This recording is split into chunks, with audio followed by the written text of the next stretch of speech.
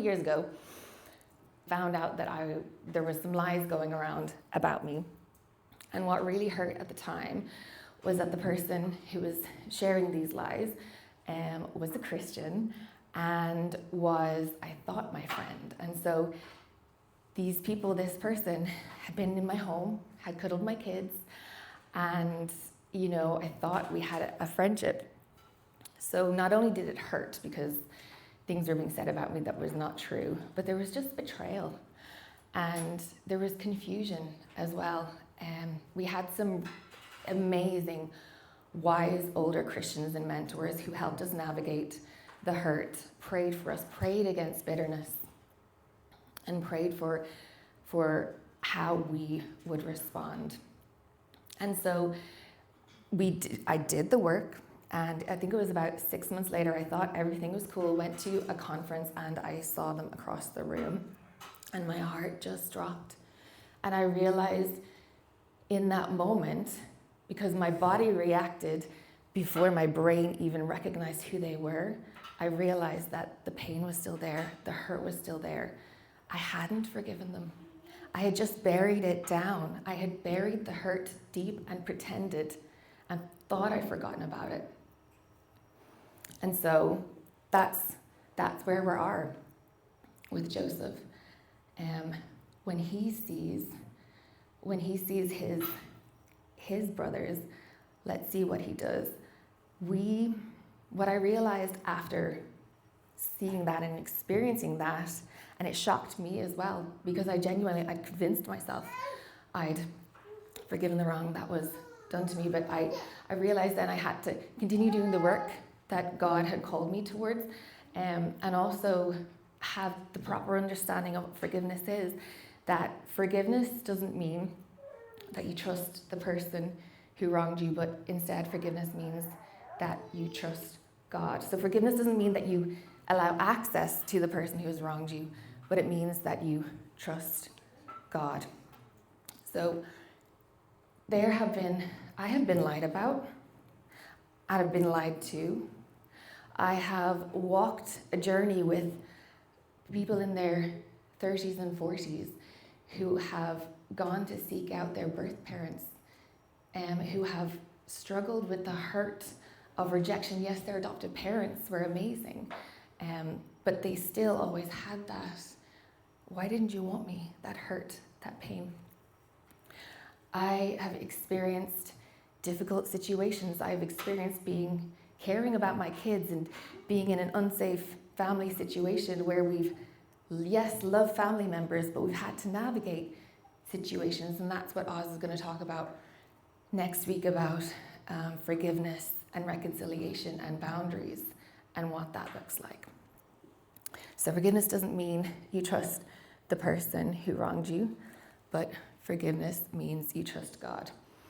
So where are we? I did that too soon, so we can move on to the next one. We already know where we are, guys. We're in the room. So we are in Genesis 45. Then Joseph could no longer control himself before all his attendants, and he cried out, "Have everyone leave my presence." So there was no one with Joseph when he made himself known to his brothers. And he wept so loudly that the Egyptians heard him, and Pharaoh's household heard about him. So I don't know if anyone here has had a panic attack. I've had a panic attack. And so, thank you. And sometimes it's just a breathing thing. Sometimes it comes with weeping and crying. And as I was studying this, I was like, how is he crying? Is he crying in the way that my kids cry when they're having tantrum and they want something? And they could have stopped crying, but they're screaming louder. And then I was like, no, it's this visceral overwhelm of emotions, and you just can't keep it in. And it's honestly embarrassing. And sometimes when I've had my panic attacks, I'm on the furthest edge of the house, and I'm like, I hope my kids can't hear. Probably they can. But that was what came to mind when I was reading this. I was like, wow, he's so overcome with emotion, and he weeps so loudly. Now what's he going to do? Because I know what I would do. Let's move on to the next one. Joseph said to his brothers, "I am Joseph. Is my father still living?" But his brothers were not able to answer him because they were terrified at his presence. We don't know. We don't know if they ever considered where he was. Honestly, if they thought he was alive in Egypt, I don't think they would have come. You know, they wouldn't have anticipated ever seeing him again. You know, I don't know whether they regretted it or thought about it again, but can you imagine their shock? Because they clearly didn't recognize him. He had to reveal himself to his brothers, and they're looking at each other and they're like, so now they're like, okay, this is Joseph, and now they're like, he's a second in command to Pharaoh, and now they're like, uh-oh. Okay, let's go to the next one. Then Joseph said to his brothers, come close to me. I don't think they wanted to. When they had done so, he said, I am your brother Joseph, the one you sold into Egypt. I don't know if you remember me. Yes, my name is Joseph. I'm the one you sold into Egypt. Did you sell any of your other brothers into Egypt? I'm not sure, but I'm that Joseph. Let's go to the next one. And now do not be distressed. You probably could tell that they were worried. They were probably shaking. Do not be distressed and do not be angry with yourselves for selling me here, because it was to save lives that God sent me ahead of you. Can you imagine? Can you imagine hearing that? You're shaking, you're thinking not only of my life, but my family's life. These people, the brothers are probably in their 60s or 70s at this time, because Joseph was 39. So they had families, they had livestock, they had land. They're thinking of their dad back home, and they're thinking, what's going on? And if we're killed, if we're put into prison, and now Joseph's saying, don't be distressed, it's okay. You know, don't be angry with yourself, which they probably were already. They're like, dang it, it's Judah's fault, it's so-and-so's fault. He's the one who came up with it. But it was to save lives that God sent me ahead of you. They're like, what? What's he saying? He's saying, okay, God is in this? Let's go to the next one. For 2 years now, there's been a famine in the land. And for the next 5 years, there will be no plowing and reaping. But God sent me ahead of you to preserve for you a remnant on earth and to save your lives by a great deliverance. So then it was not you who sent me here, but God. He made me father to Pharaoh, lord of his entire household and ruler of all Egypt. Now hurry back to my father and say to him, this is what your son Joseph says. God has made me lord of all Egypt. Come down to me and don't delay. You shall live in the region of Goshen and be near me, you, your children and grandchildren, your flocks and herds and all you have. I will provide for you there, because 5 years of famine are still to come. Otherwise you and your household and all who belong to you will become destitute. Now, they're sitting there and they're saying, okay, firstly, okay, now I've come to terms with the fact that the brother who I firstly wanted to kill, but then changed my mind and sold him, is now not only alive, he's second in command. Now he's saying he forgives me. Now he's saying he wants all of us to come and he's going to provide for us and he's going to look after us. This is so surreal. They're like, what's going on? Next one. You can see for yourselves, and so can my brother Benjamin, that it is really I who am speaking to you. Tell my father about all the honor accorded to me in Egypt and about everything you have seen, and bring my father down here quickly. That's why Joseph is forgiving us. That's it, because of dad, okay? And next one. Then he threw his arms around his brother Benjamin and wept, and Benjamin embraced him, weeping. Now, I was trying to get a little thing in there. It doesn't really work well. But brother Benjamin, everyone would like to have a friend like Ben. Do you get it? Micah, do you get it? Alrighty. And he kissed all his brothers and wept over them. Afterwards, his brothers talked with him. When Joseph's brothers saw that now we go back for a second, sorry. So, that's chapter 45 of Genesis. And the passage that we're really going to be talking about is chapter 50. So basically what happens in between 45 and 50 is 17 years. So they have about 3 more years 5. Oh my goodness, math is not my strong point. Hopefully preaching is. But so we have 5 more years of famine, and then 12 years where they're not only surviving, but then they are thriving. This is where Jacob and all his family, all of his herds and all of their livestock, everyone comes and they settle. And then Jacob, he meets his grandkids and he blesses them and he blesses everyone. And then, unfortunately, he dies. And then they bury him, bring him back to Canaan. And then that brings us to where we are in our passage in Genesis 50. So remember, this is 17 years after the first time that Joseph revealed himself and forgave his brothers. And now their father's dead. So when Joseph's brothers saw that their father was dead, they said, what if Joseph holds a grudge against us and pays us back for all the wrongs we did to him? So they sent word to Joseph saying, your father left these instructions before he died. Now see, they're continuing in the cycle of manipulation and deceit. Now that's unclear. That's my understanding of it. It's unclear because some scholars say that Jacob, they've been there long enough that Jacob might have had the conversations and they might have said, oh, actually, we did sell your son, but it is unclear from the passage. But that's my reading of it. So they sent word to Joseph. Okay, there we go. Thank you. This is what you were to say to Joseph. Now, these are the guys saying, this is what Dad said. He may or may not have. This is what you were to say to Joseph. I ask you to forgive your brothers, the sins and the wrongs they committed in treating you so badly. Now, please forgive the sins of the servants of the God of your father. When their message came to him, Joseph wept. Again, it's unclear why he wept. Could it be because he had forgiven and forgotten and been enjoying these 17 years with his family that he never thought would happen again?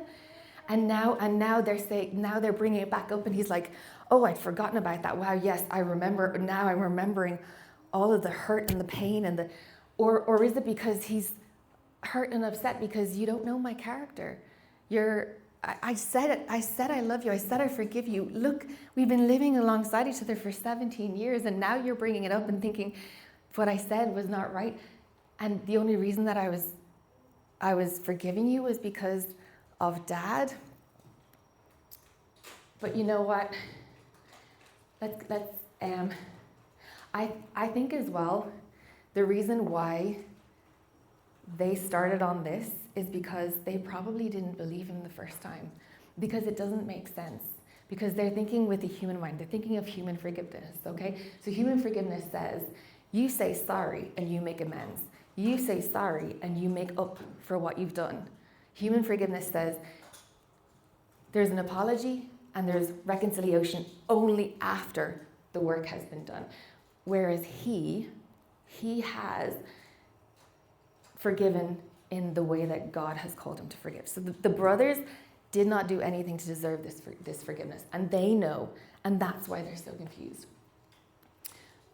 His brothers then came down and threw themselves down before him. So first, they tried to appease him by sending this message and said, oh, your dad says, please forgive your brothers. And then they go and they humble themselves.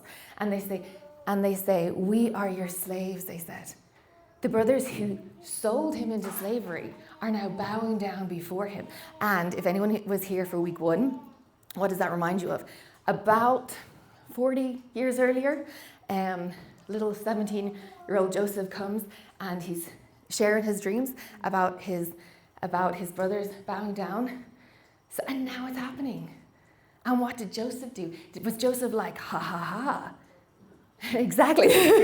Was it like, I told you this would happen? No. Joseph said to them, don't be afraid. Am I in the place of God? You intended to harm me, but God intended it for good, to accomplish what is now being done, the saving of many lives. So then don't be afraid. I will provide for you and your children. And he reassured them and spoke kindly to them. So it's almost verbatim, word for word, what he said the first time.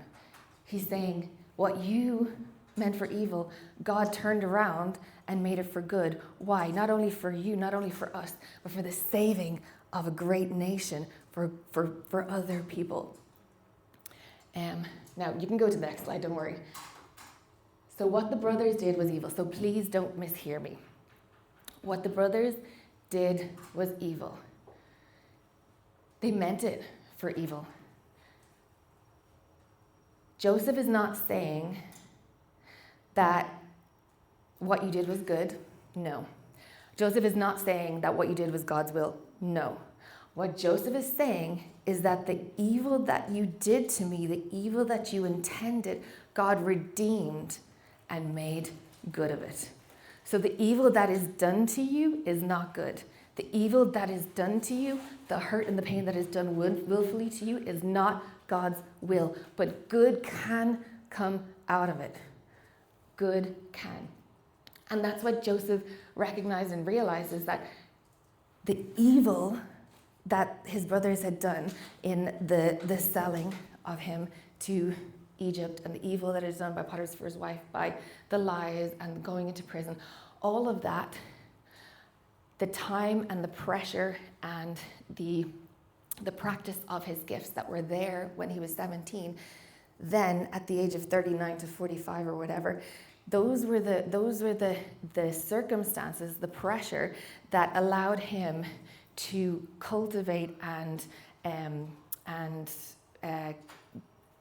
qualify his gifting so that he could save a nation. And again, what the brothers did was evil, was wrong, not of God's will. But he is seeing the good that God himself has brought out of it. So we were at a leadership conference quite a few years ago, and a good friend of mine, he's now become a good friend, Pastor Jamie Corcoran, was teaching, and he said, to become a pastor, you need to have thick skin and a soft heart. Now, it's something that I do remember again and again and again, and I think I would actually go a step further and say, actually, to be a Christian, to be a Christ follower, to live for Jesus, you need to have thick skin and a soft heart. So if you're in the room here today and you believe that you are living for Jesus, I'm calling you to have a thick skin and a soft heart, because thick skin believes the best in others. Thick skin doesn't take the hurt. Thick skin is generous with the benefit of the doubt. A soft heart doesn't close up the first time someone is mean.